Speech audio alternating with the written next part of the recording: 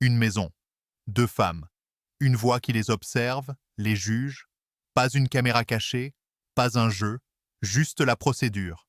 7 jours, pour prouver qu'elles méritent un enfant. Sinon, rien. Pas de cri, pas de sang, juste un mail. Refusé. On pense à Black Mirror, à The Lobster, à ces futurs qui ressemblent trop au présent. Sauf qu'ici, Fleur Fortunée n'explose rien.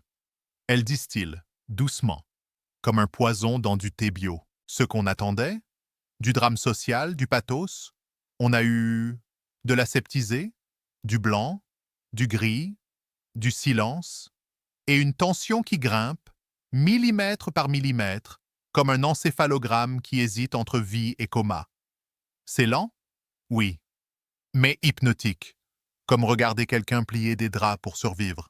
L'intrigue est fine, tendue, sans détour. Une courbe, infernale. Chaque geste devient suspect, chaque mot, pesé, puis rejeté. L'enjeu n'est pas d'avoir un enfant. L'enjeu, c'est peut-on encore être ensemble quand on nous regarde? Pas de rebondissement spectaculaire. Juste une angoisse rampante. Une paranoïa douce. Ça gratte sous la peau. Et l'originalité? Elle est dans le rien.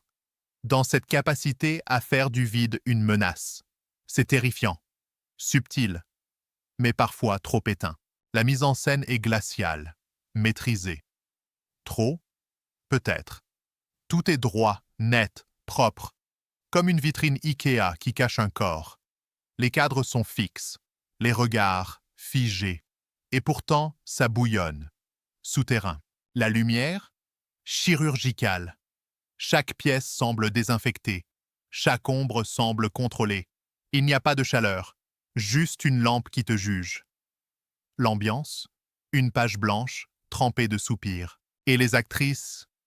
Waouh! Alicia Vikander, c'est l'opacité incarnée. Elle ne joue pas, elle dissout. Elisabeth Olsen, elle, vacille sans tomber. Leur couple est une question ouverte. Amour, codépendance, test, on sait pas, et on s'en fout. Ce flou est sublime. Émotionnellement, c'est sec, ça pique, mais pas de larmes, pas de grands moments. Juste des fissures. Et puis cette question sourde. Jusqu'où va-t-on pour être conforme? Pour être aimable? Pour être validé? Ce film a du cœur, mais il bat à l'envers.